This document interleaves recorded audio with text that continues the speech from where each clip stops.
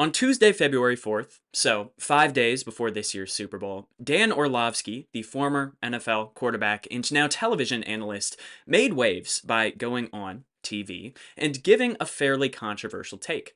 Orlovsky said, quote, "I don't think there's anything Jalen Hurts can do to be in the conversation with Joe Burrow, Josh Allen, and Lamar Jackson talent-wise."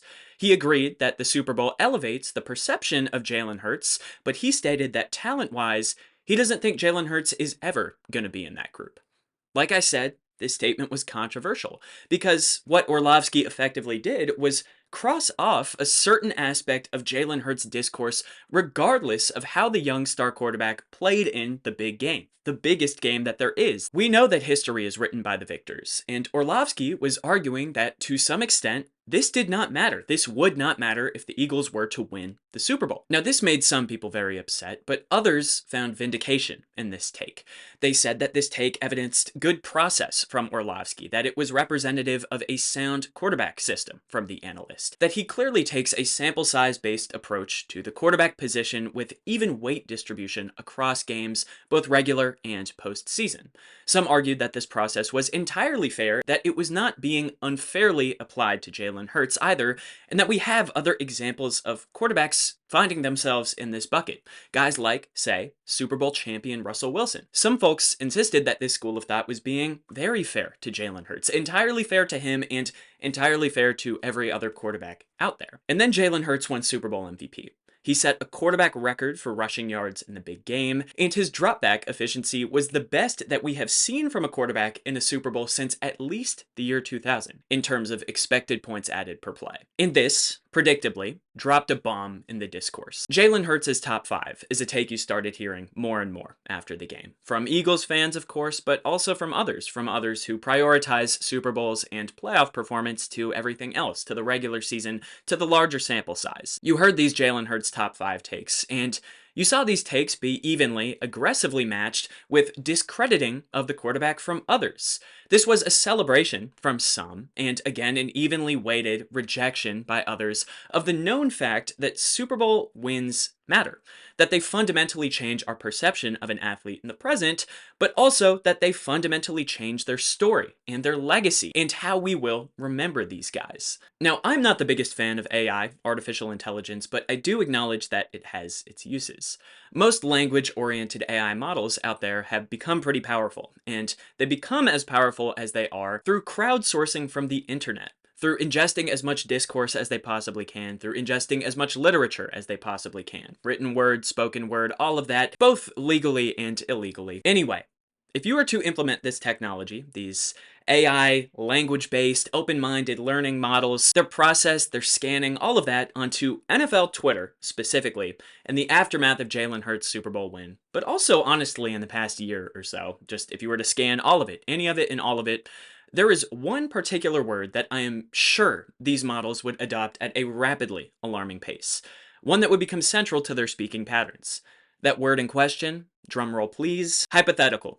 NFL fans love it and hate it. They love the word, they hate the word, they love what it stands for, and they hate what it stands for.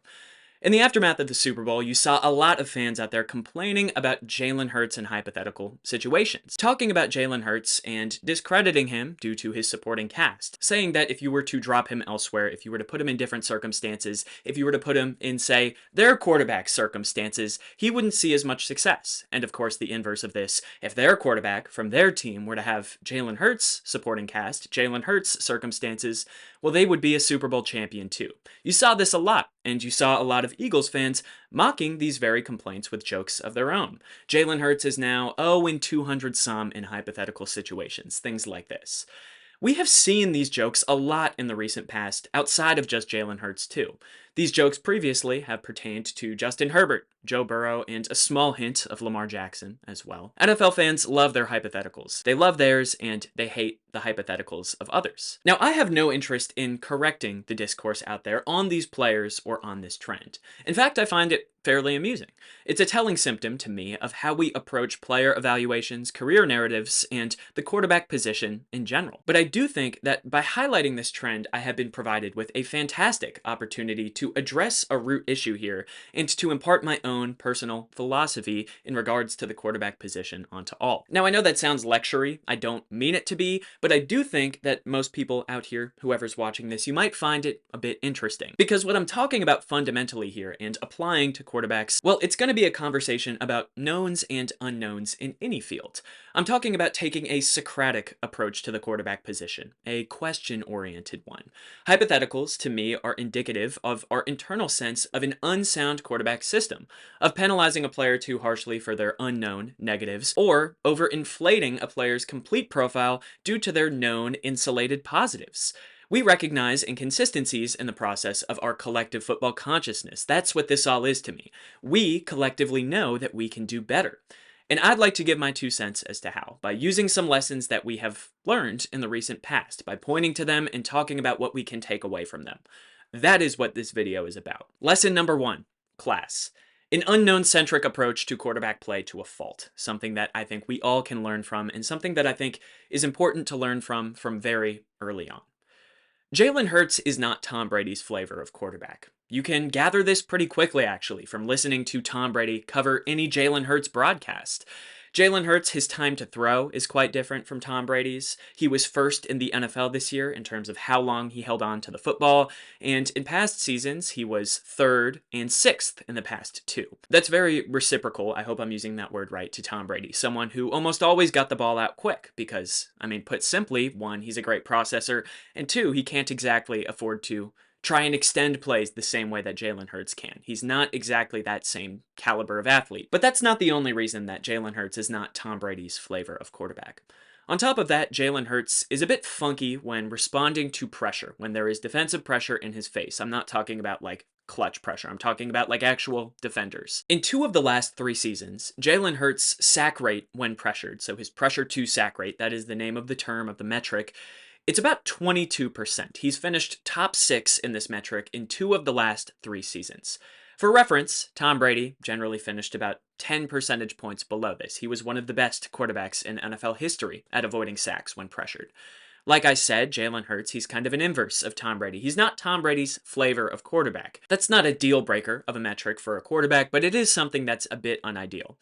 Additionally, when pressured, Jalen Hurts likes to scramble a lot, and that in itself is not a bad thing. In fact, I believe Tom Brady's current favorite quarterback in the league is Lamar Jackson, and he's a guy who does this a lot too. It's a major strength of his. Jalen Hurts scrambles a lot when pressured, but on top of scrambling a lot, generally in one direction, Jalen Hurts also tends to only throw down the field and along the sidelines when pressured. In fact, he does this when not pressured too. It's just his favorite area to throw the football. He's pretty middle field avoidant. Now that, again, in itself is not a deal breaker, it's not a world-ending problem, but it is a little bit unideal, just in the sense that, I've talked about this in the past, certain NFL analysts out there have likened throws over the middle to a three-pointer in the NFL of sorts. It properly spaces a defense. It's pretty hard to throw these because this is where the most defenders are, but if you can do it, much like a three-pointer in the NBA, well, it makes everything else easier for your offense. Jalen Hurts, in general, takes too many sacks under pressure, and he throws to predictable places under pressure. When he played the Buccaneers in the playoffs 2 years ago, this is how they beat him. They game planned for these specific traits, and they wrecked the Eagles because of them. There was a great article that I've cited before from Nate Tice of Yahoo Sports about that. Now, these traits in general, it kind of sounds like I'm talking about them as being the sort of thing that dooms a quarterback, right? That in the long run, makes it a lot harder to win with a guy. Makes it pretty risky to go up against really smart defensive coordinators with really great defenses in the playoffs. Something that might put a cap on a quarterback, something that might prevent them from winning a Super Bowl. But clearly not exactly, right? These traits didn't really limit Jalen Hurts in the playoffs, and they also did not really limit him in the regular season this year, even though this problem was exposed, so to speak, by the Bucs.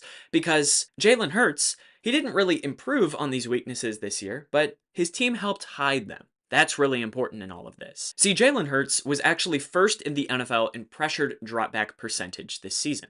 He was 4th in 2023 and 13th in 2022. That seems like it would be indicative of poor pass protection and a poor offensive line, right? Well, no, not exactly, because for the first 2.5 seconds of every Jalen Hurts dropback from these seasons, the Eagles have finished 18th in pressures allowed. So, for a general standard dropback, they do a good job of blocking things up. It is just the fact that Jalen Hurts holds on to the football that leads to him getting pressured more than you would like. Because of this pass protection and its ability to hold up for a pretty long time, Jalen Hurts has been able to excel at the quarterback position statistically for each of the last 3 years, really. The Eagles' offensive line has kept Jalen Hurts out of a lot of sticky situations. In fact, in the Super Bowl this year, in his blowout loss to the Eagles, Patrick Mahomes was pressured on 50% of his dropbacks. And his receivers dropped 3 passes. Against the Buccaneers 4 years earlier, Patrick Mahomes was pressured on 53% of his dropbacks. And his receivers dropped 3 passes again. Take a guess as to how many times in his entire career Jalen Hurts has been pressured on 50% of his dropbacks or more in a game. And had his receivers drop 3 passes. The answer is once, one time ever. And you know what happened in that game? He lost to Zach Wilson and the Jets. Now, Jalen Hurts is not a bad quarterback, and his excellence on scrambles and deep passes has provided Philadelphia with plenty to work with on his current contract. Sure, he has some weaknesses in the strength of his supporting cast, his surroundings. It may leave some things up to question. It may lead us to point out these hypothetical scenarios. It may lead us to point out and put a magnifying glass on things like, say, his Buccaneers loss. But being overly critical of the things that Hurts does not do, the things that he struggles with, it can be over-consuming. And it may blind you from the possibility of him, well, winning a Super Bowl because of the things that he does do and the strengths that he does have. Very similarly, I recently made a video in which I talked about this same kind of process as it relates to Jayden Daniels. In college, Jayden Daniels threw over the middle of the field at the lowest rate that we have seen from any first-round quarterback prospect outside of Justin Fields and Zach Wilson, 2 names that you do not want to find yourself in company with. On top of that, he had a pretty funky pressure response too. His pressure to sack rate was pretty high, it was Jalen Hurts-esque, and his pressured scramble rate compared to his pressured throw rate, it was pretty disproportionate. It was something that we really haven't seen from successful NFL quarterbacks. Much like Jalen Hurts, Jayden Daniels did excel at the deep ball in college, but kind of similar to Jalen Hurts, he did have some pretty great receiving threats, receiving weapons. So certain analysts maybe looked at that Bucs game, put a giant magnifying glass on it, and said, well, we know that quarterbacks like this, they can be beat if you play to their weaknesses, if you play against their tendencies. Should we then be concerned about Jayden Daniels? Well, clearly, despite these being valid concerns to an extent about a quarterback and their tendencies, any analyst to fully take up this thought process, including someone like myself to an extent, well, they would have unequivocally blinded themselves from the reality here, from what ended up happening because of this school of thought. This clearly cannot be one's guiding philosophy, an approach that prioritizes the unknown entirely, one that prioritizes hypothetical negatives, hypothetical unideal circumstances. You might look like an overly concerned nerd at times with this philosophy. You might look like a pessimist too, and that's no fun. That's lesson number 1, something we can learn from. I don't think that this approach is the one that will lead you to enlightenment, so to speak. Now, lesson number 2 here is the inverse of lesson number 1 in many ways. It has to do with taking a known-centric approach to quarterbacks to a fault, one that is disinterested in hypotheticals, and one that improperly, unsoundly elevates and weights what a quarterback does do, what their strengths are, while disregarding the big picture. For lesson number 2, I want to start out by talking about Jared Goff. Now, when Jared Goff played with the Rams back in the day, his offense, their offense, it was quite unique. They led the league in play-action percentage in their Super Bowl season. They ran it 36% of the time, and they were second in the league in play-action efficiency to only the New England Patriots, the team that would eventually beat them in the Super Bowl. This approach to offense was unusual. It had to do with their incredibly effective wide zone run game, and it had to do with something that we actually kind of saw a repeat of this year with the Vikings and Sam Darnold, the fact that Jared Goff is not the most comfortable quarterback when he is in complete command and control of an offense without these sorts of crutches, at least not at that point in Jared Goff's career. Turning his back to the defense and making the defense worry about things outside of just him on true dropbacks, well, it made things easier for both him and Sean McVay. And it made their offense really dominant and really dangerous because of what their run game could do on top of what their passing game could do. It was great for that one season until in the regular season, Vic Fangio found a temporary solution, and in the Super Bowl when Bill Belichick repeated that solution and absolutely clamped down the Rams offense. The very next season, the Rams came back out, and some of us out there were raising concerns about Jared Goff. We're pointing out that maybe he's not as good as the numbers would indicate. Other people out there, primarily Rams fans, and I don't mean that as a shot at Rams fans, I mean that's just how these things work, well, they said, we're hating. we're fine, all of that. That next season, the Rams ran play action 34% of the time compared to the previous season's 36%. So not much changed in terms of frequency, but their efficiency, it plummeted to 15th because teams capitalized on the man who play action was ran for. When his back was turned, he could be flustered, the defense could disguise things, and the run game itself was shut down to a greater extent than the previous season.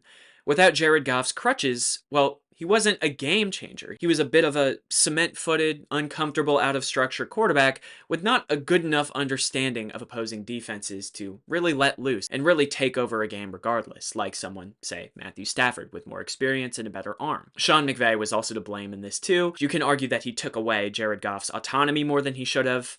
Regardless, Goff was eventually traded for Matthew Stafford, and the Rams eventually won a Super Bowl, and the people who were concerned about Jared Goff and potential hypothetical negative scenarios, well, they proved to be right. They said that our small sample size that was indicative of something alarming, that eventually it would expand and it would create a more uncomfortable reality for the Rams. Very similarly, Tua Tagovailoa, in his first year with Mike McDaniel in Miami, set the league on fire. The Dolphins ran run-pass option plays at a greater rate than any other team in football. The Dolphins had one of the highest explosive play rates in all of football. Tua had one of the fastest time to throws of any quarterback in football, and Tua was one of the most dominant quarterbacks over the middle of the field statistically in all of football. This was a big part of year one with Tua and Mike McDaniel in Miami, and it carried over into year two. This Dolphins offense could not be stopped, it seemed. 70 points in a regular season game. I remember it. These dominant offensive showings and these ridiculous numbers from Tua,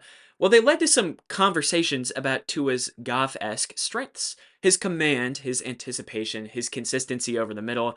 These are things that we talked about with Jared Goff back in the day. His incredibly high completion percentage. All of this led to conversations about how anticipatory quarterbacks are the best type of quarterbacks to have. You would hear this a lot from guys like Kurt Warner out there. Warner assembled his top 5 anticipatory quarterbacks list this past offseason. And, well, all of the quarterbacks on this list had arguably top 5 receiving cores. I don't think that's a coincidence. Tua also had a great pressure to sack rate in this year as well, something that is very Tom Brady-esque. So you even heard people compare him to guys like that, play styles like that, the quick point and shoot offenses where the quarterbacks are smart, and that is why everything is working. You heard this constantly about Tua in 2023. But some people pointed out that Tua was rarely forced to hold on to the football in this offense, that he frequently had answers that were, more obvious, easier to identify than most other offenses for most other quarterbacks out there.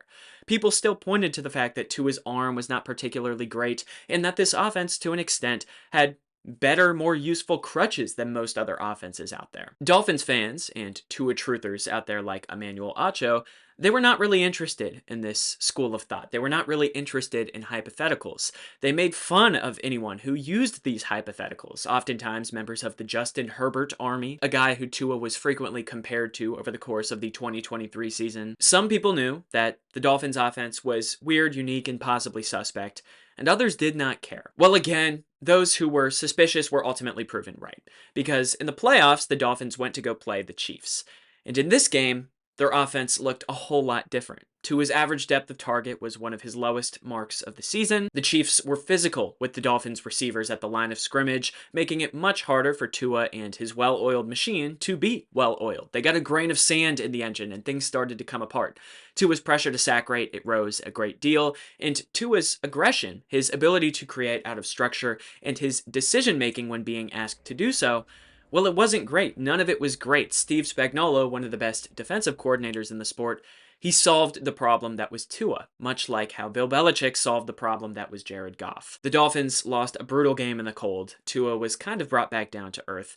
And we were reminded once again that a fan, an analyst, a watcher of football, whoever it may be, they cannot disregard hypotheticals entirely. They cannot mock the analyst, the fan, whomever out there who points to these things and who argues that context matters and who provides evidence that there are types of context that this quarterback is not working with, that they have a unique situation. In both the case of Jared Goff and of Tua, some people out there had hunches that their play style might not be as dominant and as all-encompassing as their numbers might lead us to believe. That if a wrench was thrown into their machines and that if their tendencies were disrupted, well, things would start running a lot less smoothly.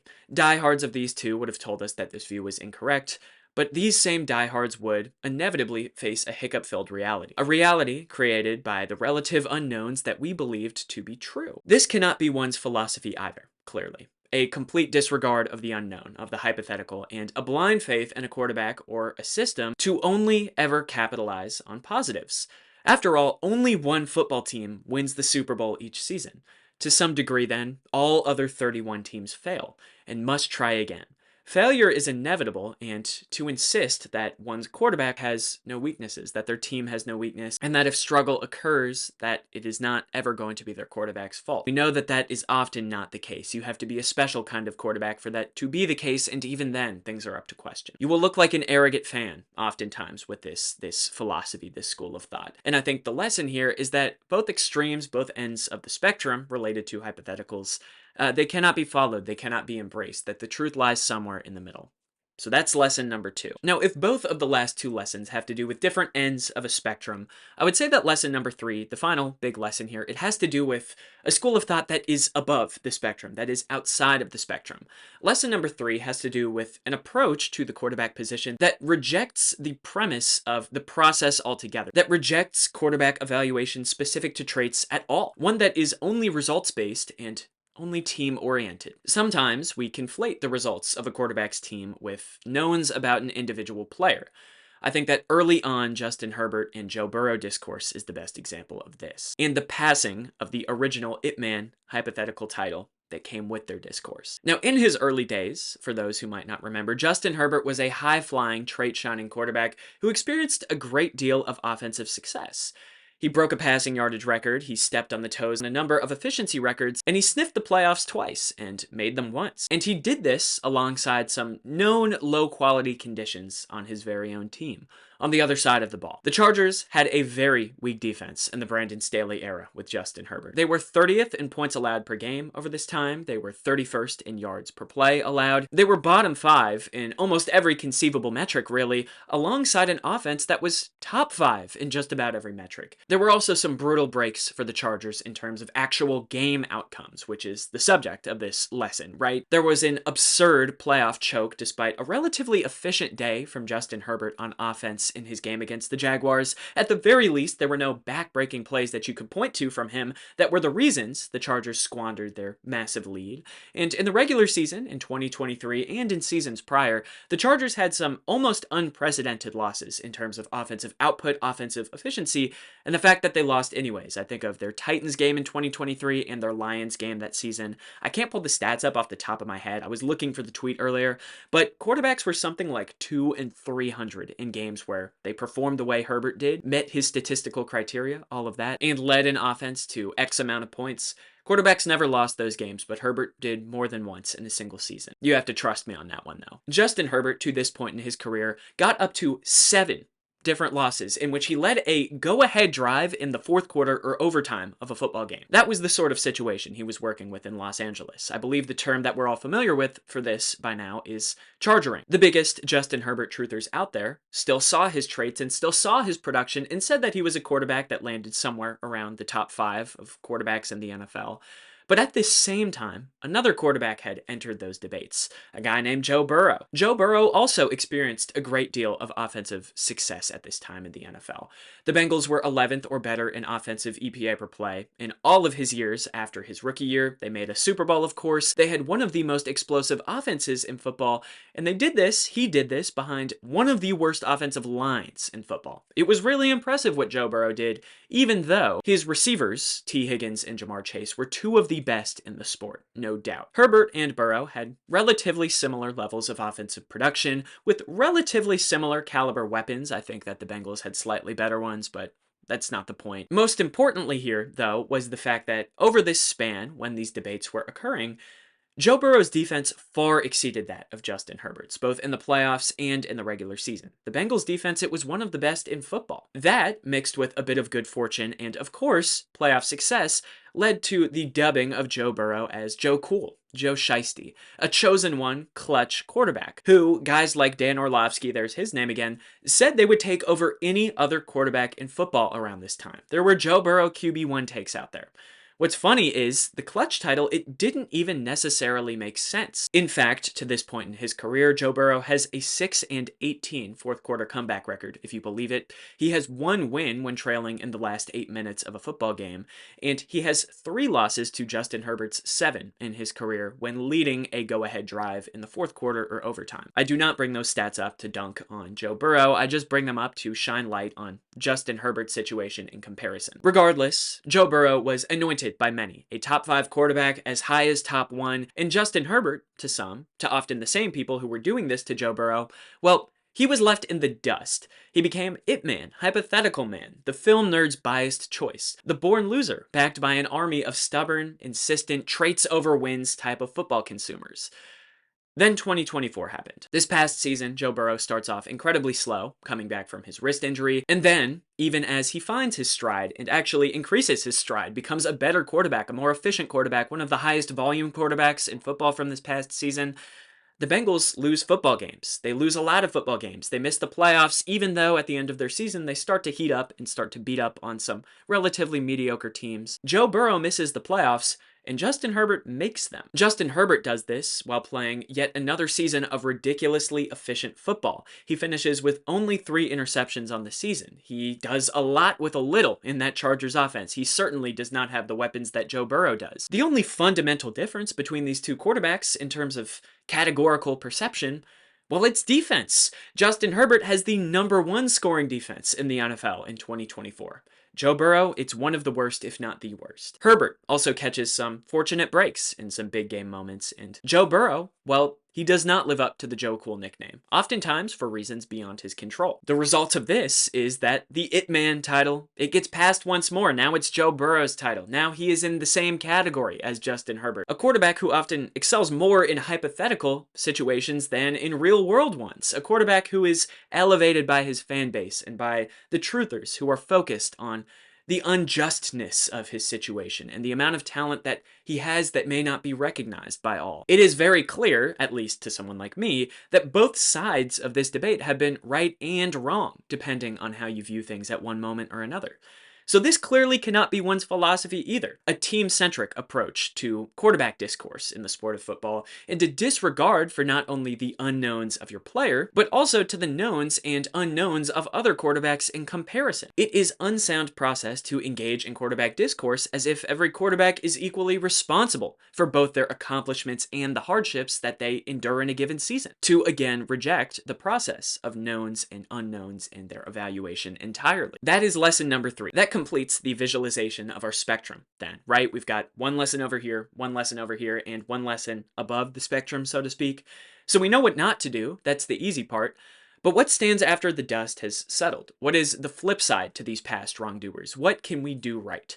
To me, the answer is again Socratic. Like I said, it's question-oriented. For us as fans, as analysts, as again, whatever else, to demand answers as to what matters, when and why. What does that actually look like in practice? Well, to me, it starts with identifying a complete profile of general quarterback traits. Things that you look for in a quarterback. Things that if you're building a quarterback in a lab, if you want to get a clear picture of what they look like, these are all of the things you need to know about them. All of the things that you need to learn. To me, there's 2 overall categories that you can fit these sorts of quarterback traits into. There are things that are sample size independent. Things like, say, arm strength, speed, size, and out of structure creation ability. Out of structure creation ability is the one that might need a bit more elaboration. What I mean by that is every quarterback has to be able to create out of structure in one way or another if they don't want to just be a product of their offensive system. But every quarterback does this a little bit differently. A guy like Kirk Cousins, for example, or Matthew Stafford, I think he's a better one.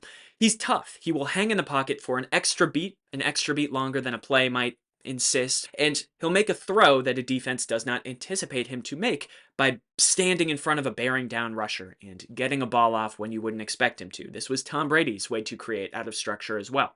That's one way. Other guys, though, like Lamar Jackson, Josh Allen, Jalen Hurts, well, they'll hold on to the football, right? That's how they create out of structure. They stretch a defense thin by holding onto that ball, getting outside of the pocket, and making a play downfield or with their legs. That is another way.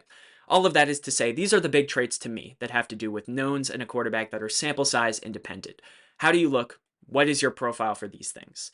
But then there are other quarterback traits that are more sample size dependent. Things like, say, processing. That has to do with a quarterback's mental abilities, right? We don't know every quarterback's mental abilities off rip. This is only something we really learn on the football field after we see them play a lot of games. That's one thing. Another trait here is pressure response. Like I said, in relation to someone like Jaden Daniels, this is something where you really need a bigger sample size. For Daniels, his pressure response was pretty alarming in college. His pressure to sack rate was bad each year. It did get slightly better each season, but even by the end, it wasn't great. But this year, it was pretty good. His overall pressure response was pretty good. We had to put him in a new environment with new stakes and with new coaches, but then we started to understand how his pressure response looked, and he was pressured a lot. A guy like Jalen Hurts, though, he's not pressured as much, so it's harder for us to know for sure what his pressure response is in a vacuum. That's another trait. Another one on top of that is demeanor, right? If you're clutch, if you're not clutch, do you lose your head in big moments, or do you up your game? Do you step up? These are things to me that you just need to see a quarterback play a lot to learn about. So you take all of these traits once you complete your full profile, once you paint your full picture, and then I think the best way to figuratively explain this is once you have your pie chart with your traits, you shade in these different traits, figuratively speaking, based on how much you know about a guy. Certain things are concrete, certain things we know for sure.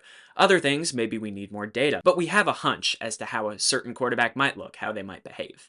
Then, once you have your pie chart and you have your shading, you create different sized slices for how actually talented a quarterback is at these things. The standard might be filling in that piece of the circumference of a circle, and what a quarterback's reality is, that might be, say, 50% of that slice. You know what I'm saying? I'm not saying you have to literally do this, but figuratively, that's sort of how I would describe this sort of quarterback evaluation.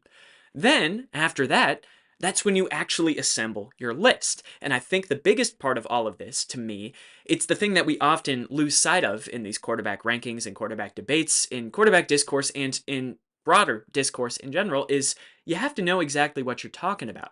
Are you ranking quarterbacks based on greatness, on legacy, on talent, on how much you would value them in a trade? This is the part of it that I think everybody misses because this is semantics. It's like the GOAT debate. I love specifying. I'm one of those people where if you ask me a would you rather question, I'm obnoxious and I ask like a million follow-up questions trying to narrow down, my choices and their context as much as possible. When we're ranking quarterbacks, we need to know what light we're ranking them in.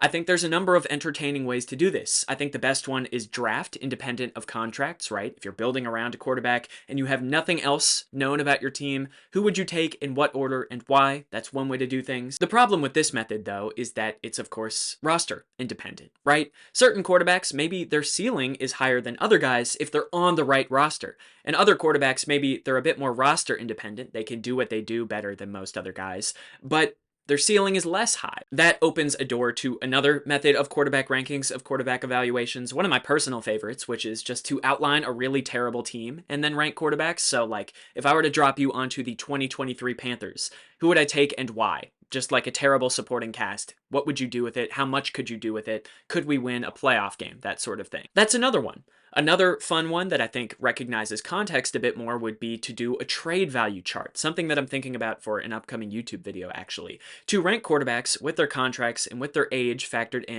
in terms of the rest of the league, in terms of how much you could get for them at their current value, with their current context. That's another way to do things. Maybe you want to do that without contracts. That's another way to do things. Now you have rankings and you have a system, and you're on the same page as other people in terms of your process. That makes things a lot easier. But Anthony, that doesn't solve the discourse, maybe you're saying. This video, after all, is titled, I Solved Quarterback Discourse. You are absolutely correct. There are a million different ways to go when it comes to your pie chart, what traits you value, how much you value them, how you look at a certain quarterback, and how you want to set up your ranking context, what sort of ranking system you want to do. But I think that's awesome. I mockingly titled this video, I decided to solve quarterback discourse, because the real secret is that you can't, that we never will. I've described this all as a somewhat Socratic approach to quarterback evaluation, but truthfully, it's not. It's more of just a logically sound approach. That's all this is. One that demands a higher floor for all of us in the discourse. One that demands a certain level of same-pageness, so to speak, of like-mindedness that is higher than what we currently find out there. That's all this is. That's all I'm trying to do for those who are interested in more efficient quarterback arguments. But while we're on the subject of philosophy, of Socrates, of logic, of things of that nature, what have you, allow me to allude to one of my favorite ideas that I've ever encountered in my studying of philosophy, which is not extensive. I don't want to sound like, I'm lecturing and I'm a philosophy expert, all of that. Hold on, I'm going to get it. I'll be right back. When I was in college studying philosophy, I was super preoccupied with a lot of existential questions, as one normally is if they're doing that, right? And in philosophy, what that's all about is finding the truth, finding the answer, coming to a consensus, one thinks. But then I was asked to read this guy. I think it's showing up in the camera right. Richard Rorty is his name. He's a philosopher, an American philosopher. And I had to read part of that book that I just showed, and it had to do with asking the question, what is philosophy really about? Is it about finding truth? Or is it just about keeping the conversation going? That's my paraphrasing, my spark notes of what Rorty asked. I remember reading that and having my worldview somewhat altered because to me, everything then kind of clicked. At this time, I was making sports content too, and I was really, really preoccupied with trying to solve everything, solving things like quarterback discourse, solving the GOAT debate, all of that. When I read that piece from Rorty, when I read that bit of his book, I started to realize that it's not about finding truth. It's about the alternative. Keeping the conversation is what this is all about in philosophy, in sports discourse, and everything. And to me, that's the beauty of something like quarterback debates. We're not trying to find a consensus here, but we are interested in having a conversation. Now, this guy, Rorty, he was obviously talking about philosophy itself, but what fundamentally are quarterback debates if not a reflection of one's own personal philosophy in relation to the sport of football, of their perspective, their lens, their worldview, all of this repackaged and repurposed down to a single game? Every fan's philosophy is unique, and among these unique philosophies, we can find trends. I mean, that's what fandom is. It's ideology, right? Most philosophies, especially for younger fans out there, tend to simply be dictated by whoever that fan's own quarterback may be. A Broncos fan's philosophy on quarterbacks after this past season from Bo Nix may be extremely different than a Commanders fan's philosophy on quarterbacks following this past season from Jaden Daniels, which may be extremely different from an Eagles fan's philosophy on quarterbacks in relation to Jalen Hurts and a Buccaneers fan's philosophy on quarterbacks after this Baker Mayfield renaissance. Certain fans value context in supporting cast more than others. Certain fans appreciate coaching more than others. Certain fans appreciate quarterback athleticism, quarterback physical capabilities more than others. It is a spectrum. Again, going to use that word. All of our views are different though, and I think that should be embraced. I really appreciate the hypothetical jokes that prompted this video then, because to me, they are a positive symptom of the discourse. I find that, from a linguistic perspective, memes in general, these types of online jokes, they're corrective, witty, and hyper-efficient ways to tame trends in the discourse online that we as people dislike, that we as people have caught on to and try to push back against. Lots of online language works this way. Terms like, rage baiting, aura farming, saying you are something pilled. All of these terms are corrective and efficient, just like if-man jokes. And the reason that I'm getting so in-depth about these if-man jokes is that I think they're indicative, like I said, of the fact that we as a collective are smart enough to realize that quarterback conversation exists on a spectrum, that some individuals have a relatively sound process, the ones making the jokes, and that others do not. And that all of this is never that serious. These memes, like I said, they're fun and efficient ways to probe another person about their overall football ideology. It really is fun to hear what others think about these quarterbacks, these drivers, these pilots, these operators of the machine, so to speak. I love learning new ways to make my own process better, and I love watching the league recalibrate year after year to new quarterback trends. Watching the men in action reshape their philosophies. These evaluators employed by the league, after all, they're politicians of sorts, right? Politicians with varying ideologies. Ideologies that will then, in turn, shape the society that is their game, their beautiful game. Ultimately, quarterback discourse happens because everyone is in search of the next great quarterback, right? Of the next Brady, of the next Patrick Mahomes, the next man, if you watched my last video. But I think I'd like to conclude this video with the most important point of all, that no matter how valuable quarterbacks are now, no matter how high they are drafted, no matter how much they are paid, no matter how valuable they may become in the future, and no matter how much our philosophies may adjust in turn, football is a team sport, and discussions of the individual can never override that fact. To put it in even simpler terms, Dan Orlovsky may be correct, he may be onto something, he may stand for something that I love, something that I want to defend in video form, but Jalen Hurts is a Super Bowl champion. So who really won? I hope you like this video. Like I said, I'm trying to post weekly now. I'm experimenting with different subjects, different styles, all of that. I am also on TikTok. I will plug all of my socials in a second. Maybe you came from TikTok or maybe you found me on here. As always, I appreciate all comments and feedback. I'm always looking to improve myself here. I don't want to ever act like I'm all knowing or that my content, is superior. I'm just trying to talk about football, trying to keep the conversation going, right? So, hopefully, we'll have time to talk next week. Hopefully, you'll tune in to whatever I have to say next. And again, thank you for watching this video. See you soon.